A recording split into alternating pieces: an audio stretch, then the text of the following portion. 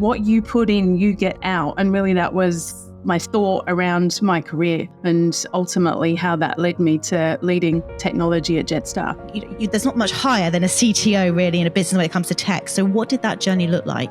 When you start thinking about technology and how you can just solve problems with technology, you just become curious about that. I just kind of went, well, how do I learn more? What do I want to be curious about to learn more? And then how do I apply that with two elements, customer and technology or digital? It was really just about problem solving. And basically I just took challenges that were right in front of me. And then so if someone saw that I did something that might open up a door to something else. So if I maintained a curious mind, I would be able to kind of find different doors that I could ultimately open along that journey. Sometimes you think about some of those moments as just luck, but actually there is the hard work, the effort that you put in, and that creates things as well.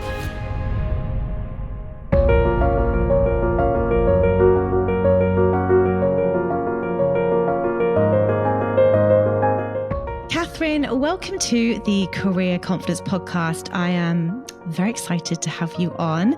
For those of the audience that don't know who you are, could you just give a bit of a background into your story, your career journey, and where it all started from? So Cathryn, over to you.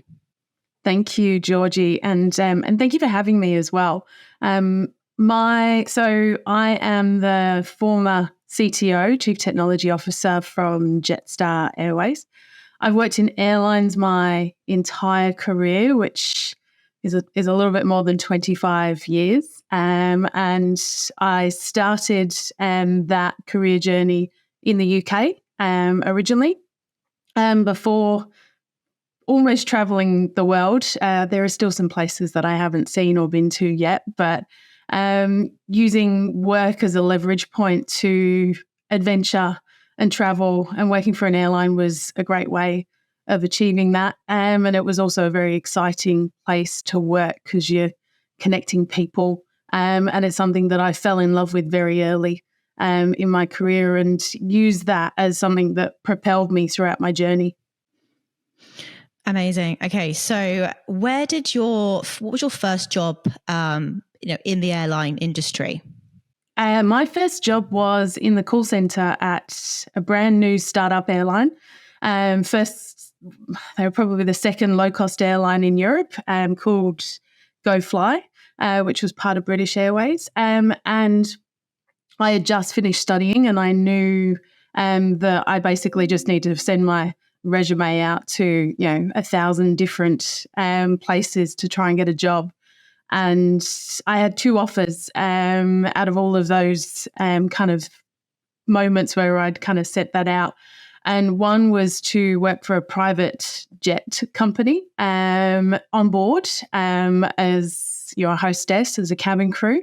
And the other one was to start up at a low-cost airline that was brand new and just kind of getting started. And it was the startup that filled my spirit with much more anticipation and fun and challenge, while the private jet would have taken me to many different places and meeting many different types of people. It was one of those kind of moments in your life where there were sliding doors, you could go one way or the other, and I chose the startup option. Well, one thing I think working for a startup gives you is that sort of, you have to think on your feet, you have to get involved in everything, you wear multiple hats, and you learn so much quicker. That's been my experience anyway from working for that sort of smaller company and that sort of fast-paced startup. But what's really fascinating for me, and I'm sure the listeners are sort of tuning into this as well, is that a lot of people, when they think of, say, technology, so you worked your way up to be the CTO of Jetstar. Now, you said that you started in the call centers. So that's got me intrigued. So you didn't come from necessarily a techie background. I'm not sure if you went to university to study software engineering, but how did you then transition from working in the call centers to then slowly making your way, or maybe quickly making your way up into a position with Jetstar, such a well-known brand here in Australia, part of the Qantas group as well, for those maybe who are overseas, as everyone's heard of Qantas. But how did you get to that there's not much higher than a CTO really in a business when it comes to tech. So what did that journey look like? Yeah, And you're right, I didn't kind of grow up from a purist technical background. It was pure curiosity. I am lucky enough that my dad was in IT, and so there was always that opportunity for that curiosity, just from an at-home perspective. So it was something I always had an interest in. The airline that I worked at was one of the first fully online airlines, and we're talking about 1997, so early. From that kind of early stage of how do you enable customers to book online. And so the crossover of digital and helping people through those moments and being in the contact center kind of gave me that curiosity and, how do I help you? What do I need to learn to help you? So it kind of comes from a customer kind of led aspect, that how do you problem solve? And then when you start thinking about technology and how you can just solve problems with technology, you just kind of and become curious about that. That just grew. And really from a career path perspective, I just kind of went, well, how do I learn more? What do I want to be curious about to learn more? And then how do I apply that with two elements, customer and technology or digital, which you can kind of bundle into that same framework. So it didn't have to be this purist approach. It was really just about problem solving. And basically I just took challenges that were right in front of me. And then so if someone saw that I did something, that might open up a door to something else. So if I maintained a curious mind, I would be able to kind of find different doors that I could ultimately open along that journey. And I think you and I, when we first started talking about doing this podcast, sometimes you think about some of those moments as just luck, and that, you were there in the right time. But actually there is, the hard work, the effort that you put in, and that creates things as well. What you put in, you get out. And really that was my thought around my career and ultimately how that led me to leading technology at Jetstar. Okay, there's a lot here. So this is really good. So there's a few things. I always try and listen to people because I always think that success leaves clues. I don't believe things just happen by chance, and I don't believe in luck. I believe that we create our own luck. Yes, of course, things like, for example, you grew up and your dad was in tech. Now, that was a little bit of luck, right? Because had you not maybe had that exposure to your dad working in technology, maybe you wouldn't have been as curious. So yes, there's some times that we look back and go, well, maybe that was a little bit of luck there. But you still, like you said, had to open those doors initially. You had to go through the door. One thing that you kept on saying was the word curiosity. And I think that when I've sort of recorded now a number of podcasts, this word keeps on coming up: curiosity, problem solving, and a very much of a growth mindset. I think these are sort of seems to be the traits of people that have gone on to do incredible things in their career. So in your opinion, from like reflecting back on your career, and I'd love to sort of go more into your role at Jetstar and how you really shaped that, but why is that curious mindset, especially now as the world is evolving so quickly, why in your opinion do you think that is so crucial when it comes to really getting ahead in your career and having success?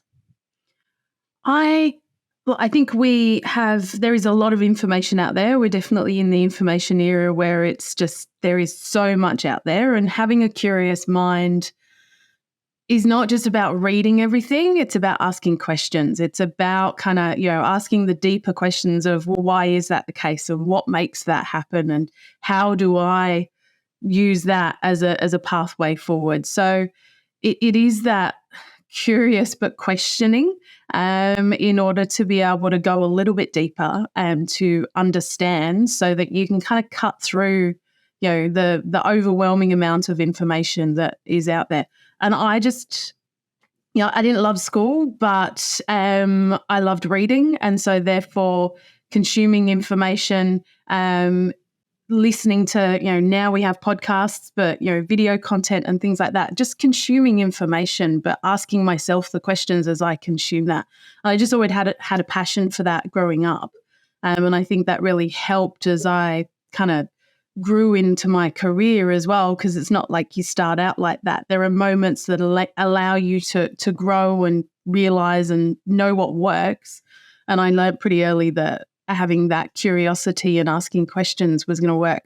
I would say, though, I didn't always ask the right questions in the right moments. And so I kind of always tell myself, always ask the question. It doesn't matter how uncomfortable you feel, because that's actually where the nugget of information is going to come out from. Yeah, don't just sit there and wonder. Make sure you do ask the question and get help. That's another thing that I think a lot of people struggle with, is asking for help as well. I think we try and figure things out ourselves. And actually, if we just asked for help, we would get to the solution a lot quicker. So I love the fact that you were always asking questions, that curious nature. But let's sort of move on now to your role at Jetstar. That is a huge role. And I was reading your resume earlier, actually, and it was saying how you led through the pandemic. And I can imagine the chaos that unfolded during that time, and how your problem solving skills really came into effect, because the world was changing. The airline industry pretty much shut down overnight. Couldn't fly anywhere. So what was that like? You were sort of probably really achieving lots in your career as a CTO, and boom, sort of all of a sudden overnight, things were changing rapidly. It was probably going absolutely crazy. So can you explain that period and how you navigated that, and what sort of the key lessons were through that period? Yeah, and I think it's important to kind of say COVID impacted everybody in multiple different ways, but I think it was a huge learning opportunity as well. And so it's important, and I have done this over the kind of last couple of years, reflect on what were the things that kind of you had to do differently, or think differently, or achieve in a different way. I think it's important to kind of hold on to those and have those reflection moments, because it was a very different, it was a very challenging time. And I kind of remember leading up to it, everybody was talking about a VUCA world and and how you deal with the chaos and change. And no one knew what that would actually be when it really actually happened.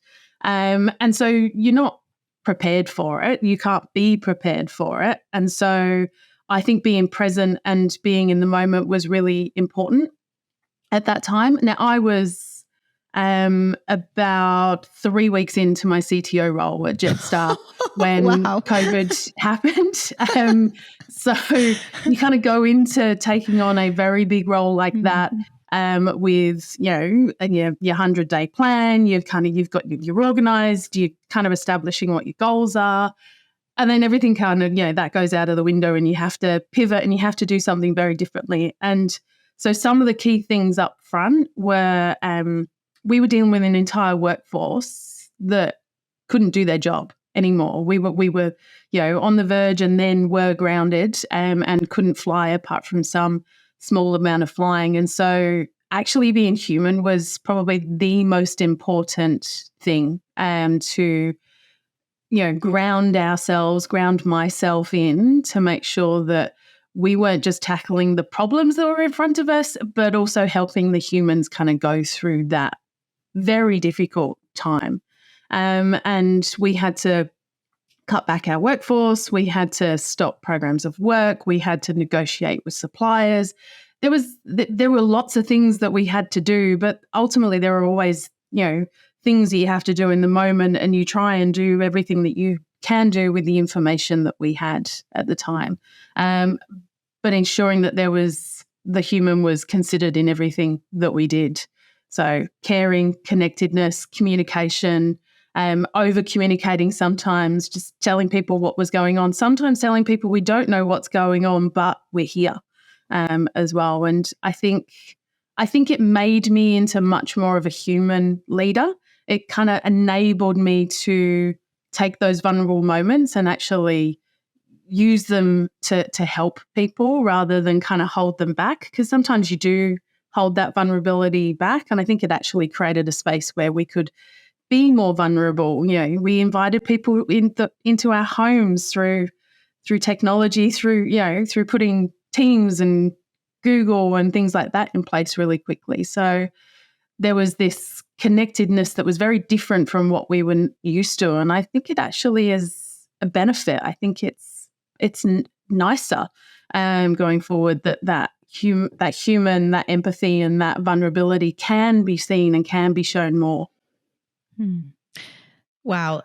Talking about reflection, I hope that you reflected back on that experience, and hopefully are very proud of how you navigated that, because I'm sure a lot of people can look back during that time and wish that they'd had a different approach, but also it's always coming from that place of grace and understanding that we were thrown into a pretty tricky situation and no one knew how to navigate it. So I'm curious, Cathryn, is that bit something that's naturally come to you, that sort of natural empathy, over communication, vulnerability? These are all words that are now used a lot in leadership. Is that quite natural in your demeanor, or is that something that you have had to work on?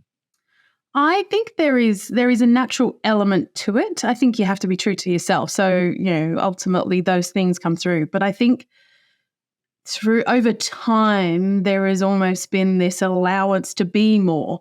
And so as you learn from the leaders and the people that are around you ultimately. And when you've had a career spanning over 25 years, there are very different versions of that. But what it looked like 25 years ago versus what it looks like today is very different. And those things have an influence on you because those are the things that teach you how you need to show up. And so it pushes down some things that may naturally be there. But as we've kind of grown and over that journey, it gives you the opportunity to be more of who you are, be more of yourself, and show up as who you are in that. But I also have some things that I always make sure I do as well to help me do that. So I have a list of 50 words, like literally behind my desk and I pick 3 whenever I'm going to do something a little bit tricky or something that I just feel like I need to think about. And they're verbs. They're words that kind of make me go, how am I going to show up today? What does that look like for me right now? And so before this, I wrote down courage, passion, and confidence. Those are the 3 words that are going to, they're the ones sitting at the front of how I'm going to show up today. And so they're little reminders, that not to be human, but to be how you are there for those people in the right moment as well. And those words change depending on those moments. And I found that helps as well. And that's not something someone taught me 25 years ago. I was taught that in November. I went and did a mindfulness course because I had the opportunity and the time to do it. And I was taught that. And I think it puts us in really good stead, but it gives a little bit of framework to help kind of navigate some of that as well. I absolutely love that. And one thing that I do every morning is I do a meditation. In that meditation, it says, how do you want to show up today? What's the one word that would describe how you want to show up? How will you behave today? What the energy you're going to bring in? And I think if every single human being woke up and asked themselves that question, we would solve a lot of problems and perhaps we would be a bit more human to each other as well. But I think this is also the missing piece in leadership, is that human element, that vulnerability, that really taking responsibility for energy you're bringing in to your team, to your work environment. And if every single person showed up with that, I think we'd have really, really good workplaces. So it's just these little nuggets of gold that I hear on the podcast. And I hope people listening to this are really taking this away, because I just love that you pick 3 words and that's how you're going to show up on the podcast. It's just, absolute gold. But going back to the Jetstar piece as well, because I just think this is just so fascinating. So you literally were there, you had your 100-day plan, and then COVID hit and then everything changed overnight. What are you, apart from obviously your amazing empathetic leadership skills, but anything else in particular in that sort of career journey that you reflect on, you go, I was really proud of that moment when you look back at your time at Jetstar, could you sort of pinpoint some key moments that you think, that was great what I did there? Yeah, and COVID's definitely kind of sits quite front and center to that. Not because of COVID, but because of what we were able to achieve during COVID. Mm-hmm. So we, myself and my brand new team, and most of them were either brand new or I just kind of brought into roles as a leadership team into technology at Jetstar. We couldn't meet face to face, but we had to, as we were starting to come back and fly and rebuild and kind of, move back to what we were, but a little bit different at the same time. We needed to find a very different way to engage the workforce. One through a virtual medium, but also through restrictions and not being able to meet in an office, and find ways to collaborate and create vision without being able to sit there with your design thinking sticky notes on a wall. The environment was very different. And so my team and I took a very different approach. We started creating our vision on a park bench because we had to, and it was the only place that we could meet at that point in time. So, adaptability. How do you still create a vision? How do you create connection, but in a different framing? And so we created a vision at this park bench with paper flying everywhere, but it worked, and it established something that our team could then connect to, which was about creating a business-led technology team that were there to solve problems for both our customers and for our employees. And if we weren't solving those problems, we weren't doing the justice that we needed to do to our organisation and to the people that we worked with. And so we just put a real focus on those critical things that we needed to do. Now, some of those were, big programs of work, of cyber and cloud migration and things like that. But some people love the what is it? Great, I'm doing a program of moving all of this to cloud. Most people actually want connection to the problem you're trying to solve, that storytelling that sits behind it. And so we've focused on what that storytelling was. How do we engage people in how we're going to solve those problems? Even people that don't understand what does it mean to move, our environment to cloud, but kind of create those moments of storytelling so that people can understand what does it mean for them? What does it mean for the technology team? But also what does it mean for the people that are receiving the benefit of these things, but may not actually be able to tangibly tell what those benefits are? I love that. And that word adaptability is absolutely key in this modern world. And I think that's going to be a trait that every single person needs to really continue to get ahead in their career. Just always be adaptable, because this world is going to change at a very rapid pace. But you said something interesting then as well, because I think this is part of maybe not the problem, but certainly the conversations I'm having is that I'm very passionate about technology. I've been recruiting it now for 10 years. And over those 10 years, I've seen the lack of diversity when it comes to tech. And I would love to see more females coming in. But I think part of the problem is that we don't maybe associate flying and going on holiday and Jetstar Airline with tech. That every single thing that we interact with every single day has got a technical component to it. And what I want to do is educate people to say, well, if you're really if you get on a flight, for example, and you don't like something, it's often the technology and everything that goes on behind the scenes that can change that. And like you said, that curious nature, that problem solving ability got you interested in technology in the first place. So I'd love to know your thoughts and views on why do you think technology one is a really good career choice, and in particular for women and young girls? My belief is this word technology is kind of a bit of a misnomer. It's confusing for people because it is so many different things today.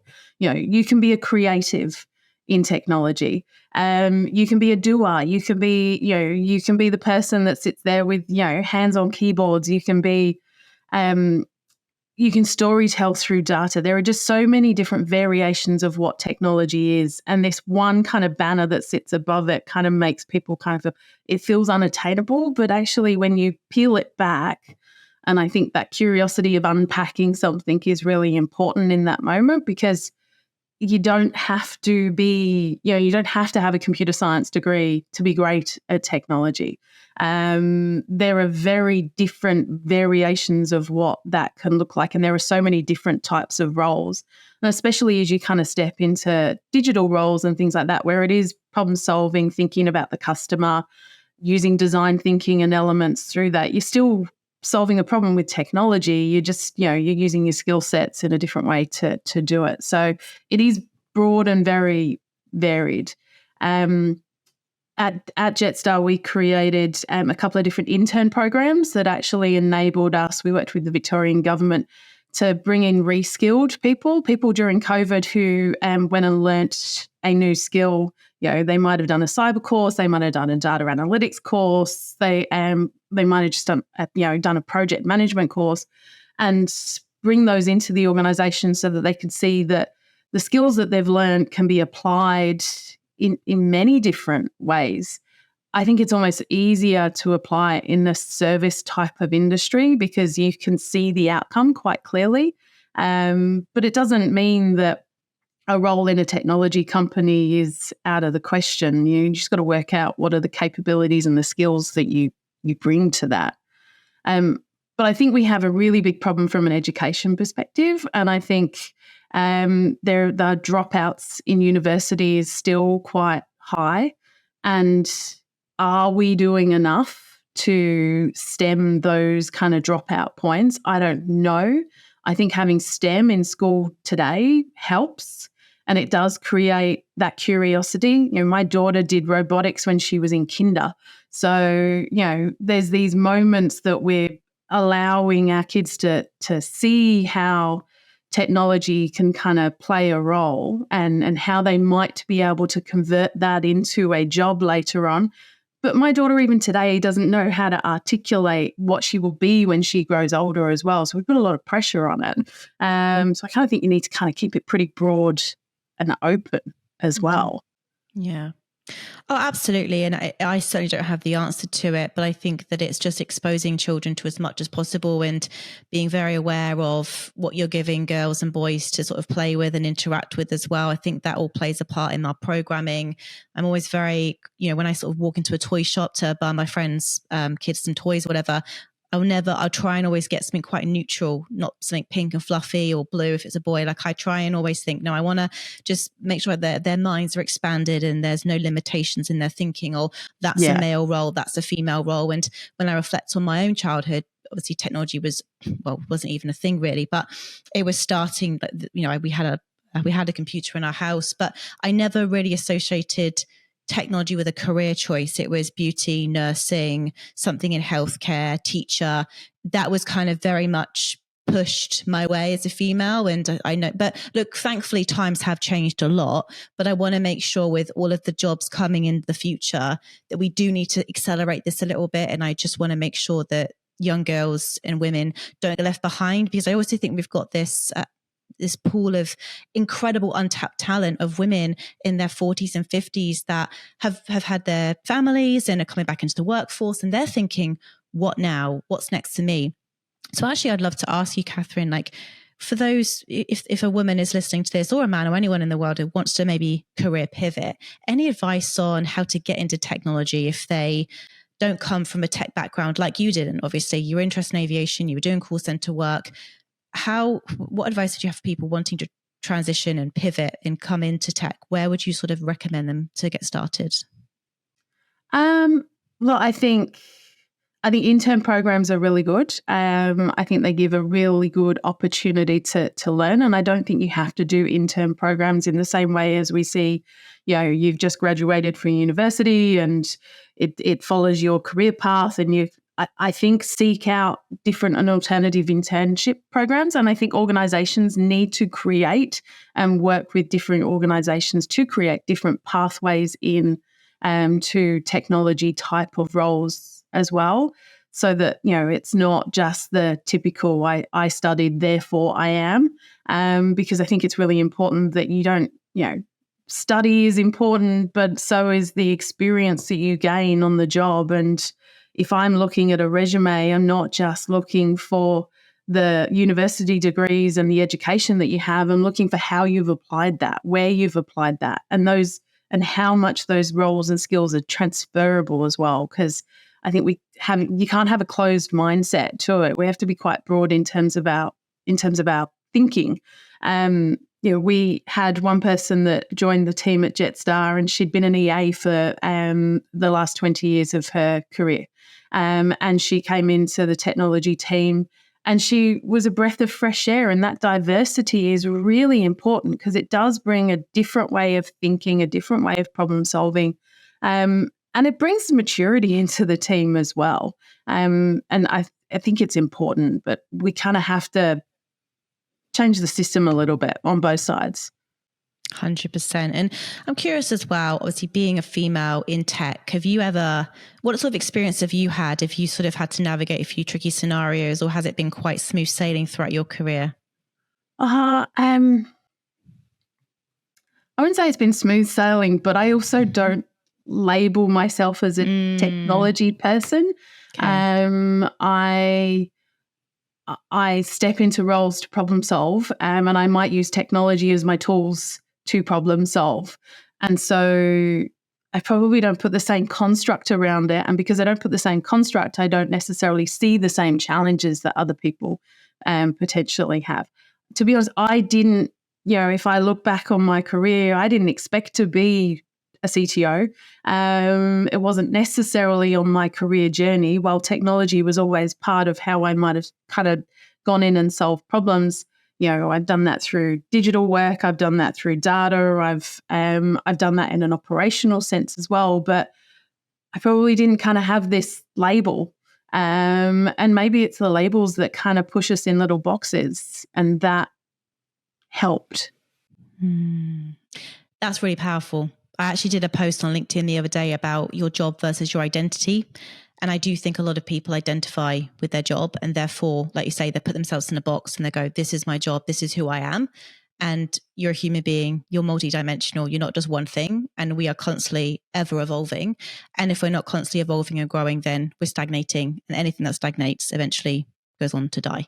So that in itself is so important for people to learn and understand this constant growth and constant what's next. And like you say, that curious nature that you've always had. It fascinates me because, like I said, I'm always looking for patterns. I'm always looking for clues. And I always want people to listen and really listen to what's being said and what stories are being told. But on that note as well, you mentioned the word reflection. I always love to reflect as well. And if you could go back and be a mentor, I talk a lot about mentors on this podcast. If you could mentor younger Cathryn, what advice would you have for her as she's navigating her career, getting into technology, working her way up to be the CTO of Jetstar? Any moments where you'd really have liked to step in with the wiser head and go, don't do this, or good job, or what would you say to her?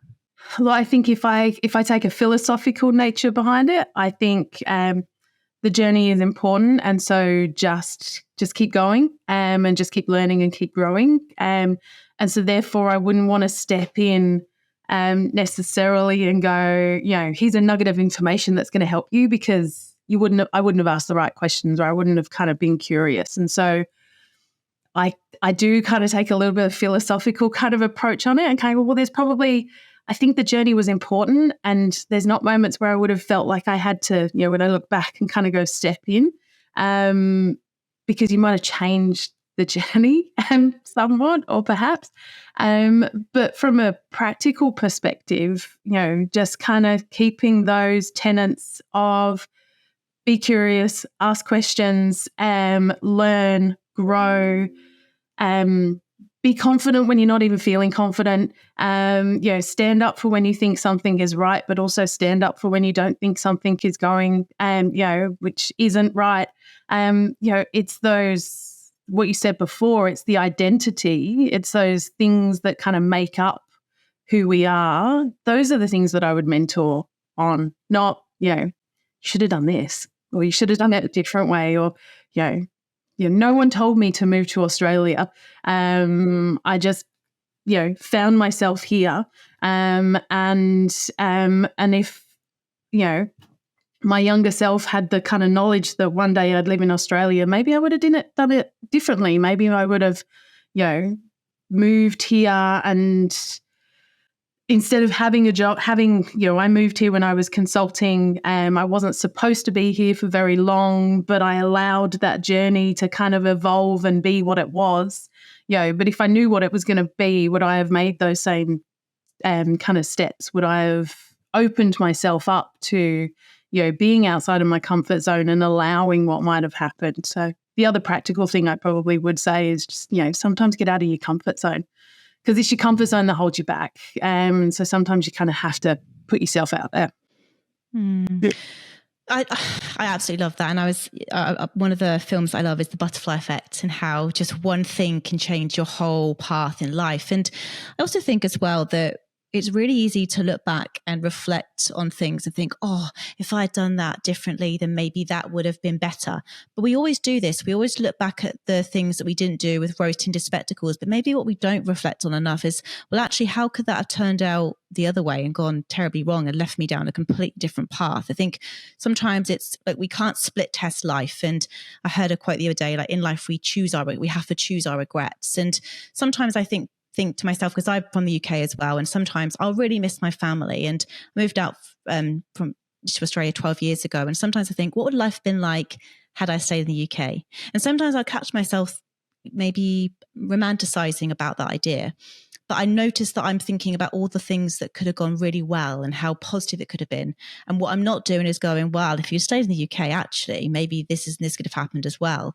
I think it's really important to be aware of that. And I also think that life is happening for us as well, when we are sent things to sometimes challenge us, but to also help us evolve as human beings as well. And I definitely think that from your journey, it sounds quite similar in a lot of ways to my own journey as well, like travel, moving to the other side of the world. And I think that what you just said then as well is really powerful about getting outside your comfort zone. I think that is absolutely key. And if I reflect on my own sort of career, it's been the times where I've done the hard thing that I've gone on to build more confidence, and clarity's come from that, which I guess leads me quite beautifully onto my next question, which is, I did call this podcast Career Confidence for a reason. And I do think that confidence is a lot of the foundation that everything else is built upon, the belief in yourself, the trust in yourself.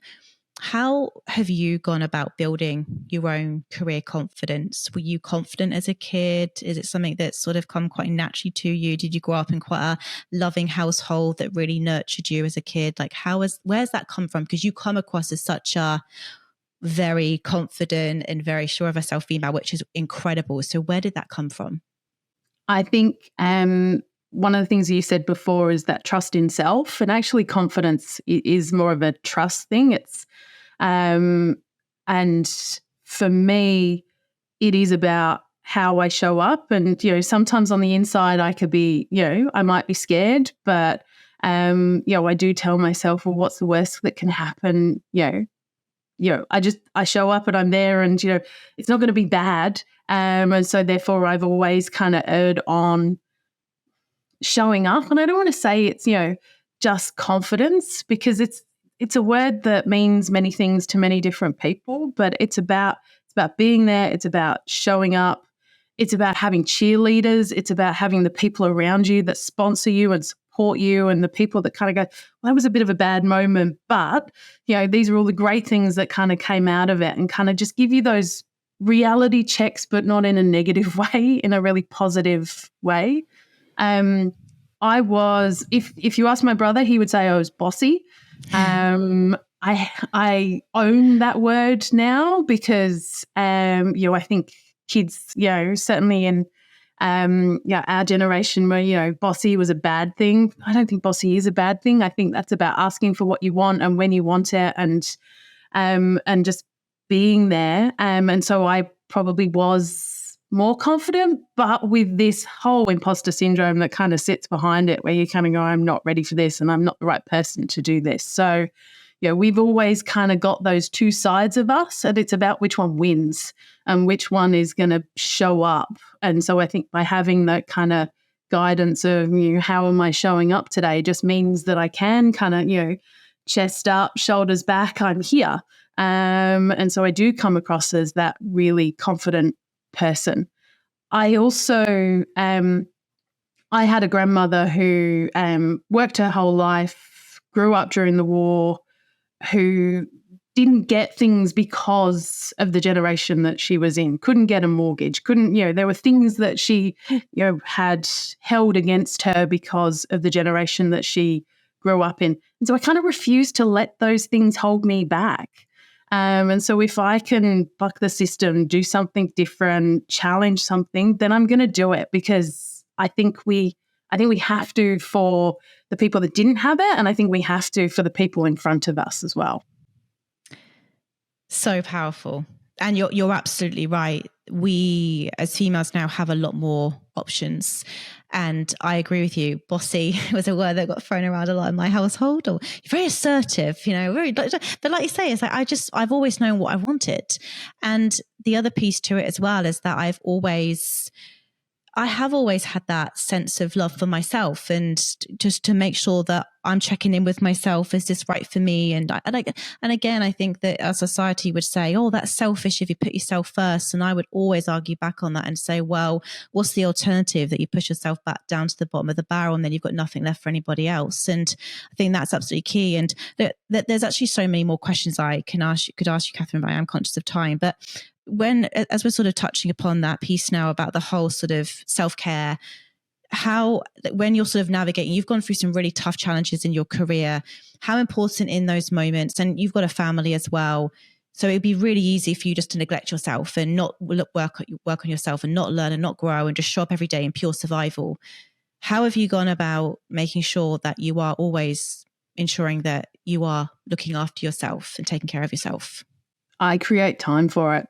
I am even at the most busiest of times, whether that's COVID or it's, traveling for work and things like that, I always make sure I have my schedule and I know how I am taking care of myself. And I think that requires partnership at home. It requires, knowing what that needs to look like for me and knowing what that needs to look like for my husband and for my daughter as well. Instilling that self-care for her is as important. She goes to the gym with my husband and I. Like, there are moments where, it could be really easy to kind of go, I don't have time to go to the gym. I don't have, I've got to look after my child. I've always taken her to the gym with me when I've had to, if my husband can't look after her. And that requires that partnership and and having the schedule and the appointments to make sure that we're still doing it. But also sometimes just taking a little bit of time out for ourselves. So I'm currently on a bit of a break, and I've been intentional during that break to think about who I am, what do I want to do, what my identity is. And I'm not going to lie, I've had moments of identity crisis whilst taking a break to kind of go, well, what am I if I don't have a job? What am I if I'm not at work? And what does that mean? And I've had to really intentionally take some real self-care moments. So I went to the US back in October to go and listen to some great speakers, just so I could kind of consume some really good uplifting information. I got the opportunity to see Michelle Obama. Wow. I made sure that was something that was important for me personally. It will help from a career perspective as well, but how do I kind of find those moments of self-development inside that self-care? I did a mindfulness course. It's about carving out time for yourself and not feeling guilty about it, because our environment can make us feel guilty, but actually the person that applies the guilt is yourself typically. And so not listening to that basically, and kind of go, well, I'm not going to feel guilty about this. I am going to go to a Pilates class. I am going to, whatever it is that fulfills your life. Yeah, I refuse to feel guilty, but I do it through partnership with my husband so that we both can make time for ourselves. Oh, that is so powerful. And it's so true. It's had it's something Janine Ellis said on the podcast that really stuck with me. She said, guilt doesn't serve you. And it's so easy to just put guilt on things. If we have a moment where we're like, I just need to go and do this for me. But then if you're in the Pilates class feeling bad, then you should never have done the Pilates class, because all the benefits from that class is going out the window. So you need, I think, especially as females, when we've got multiple people relying on us, and especially like the mums out there, guilt doesn't serve us, and we really need to release and let that go. But look, I think, thank you also for sharing that. There was a really beautiful moment when you said about what's next to me and having that sort of like identity crisis, because we've all been through that, because we tie so much of our sense of worth and self into what we do. And when we step away from our work, it's like, well, who am I without this job, without this title? So I would love if you don't mind sharing, like you've mentioned you went to America, you did some seminars, you've done a mindfulness course, which is all fantastic things, and I would do exactly the same. In those moments where you do experience those sort of moments of doubt and things, how do you navigate out of that? Because I can imagine there'd be so many people listening to this right now that perhaps have lost their job and are feeling that little bit of like, what is next to me, and feel a little bit lost and stuck. How are you navigating and keeping yourself mentally strong each day? Yeah. You got to work at it. And that's where your cheerleaders come in. I have coffee with the people that lift me up. And my husband is included in that as well. You know, he'll get home from work and he's like, what did you do today? I did my to-do list by 10 o'clock in the morning. I've got, I don't know what else I'm going to do. And he will lift me up. He will kind of go, but you've got this, and you know who you are, and you know what you're great at, and keep focusing on those things, and just, keep putting yourself out there and just making sure you do that. But my cheerleaders are those people that really help kind of just lift me back up when I'm having those identity crises. But also I'm very good at kind of going, okay, you sat there for the last 20 minutes, half an hour, put it away. What are you going to do? And so that being very action orientated helps me to kind of go, all right, that's enough. Move on. Well, I'm going to be a bit of a cheerleader for you now as well, because I think that what you've done of coming on the podcast today is incredible, because that, again, is pushing yourself out of your comfort zone. This is all going to help you build your personal brand, which is what I talk about a lot. And I have got no doubt that very, very soon you will find the right opportunity for you. And I think taking the time to really pause and not just jump on the next thing that comes along into your inbox is really, really smart, because so many people I've seen over the 10 years of recruiting go from one job to another job to another job to another job. And they wake up one day and go, oh, I don't feel like my life's my own, and what have I achieved, and I've got no purpose and no meaning. So I love the fact that you're taking this time for you to work on a few things and discover what is next to me. But yeah, I'm cheerleading you by saying that, because I think it's really inspiring. And so many people would just get themselves into a rut and sit around all day and feel sorry for themselves. And ultimately that's not taking responsibility. And if you play the victim, then you're going to get yourself into that negative spiral, which is so easy to do. And if you are in that space right now, keep on listening to podcasts, keep on growing, keep on learning, and you will eventually help get yourself out of that. But look, in terms of, I guess, final question would be, obviously we are in this ever evolving, fast paced world. What are you sort of doing to make sure that you keep up to date? You're in technology now with AI, Web3, all the sort of new language that's coming our way. Do you read, listen to podcasts? Like, how are you sort of making sure that you're keeping ahead with, all of the change that's happening in tech at the minute? Yeah, I read podcasts. I subscribe to multiple different kind of things that kind of give you more information. I am the kind of person that I don't like tech when it's trying to find a problem to solve. I like when there is a problem and then you apply technology to it. And so I'm not necessarily the kind of person that's kind of go, what is blockchain doing right now? Because I would rather see something in reality, in kind of the real world, and that would then kind of mean I would kind of go, I want to find more information out about this.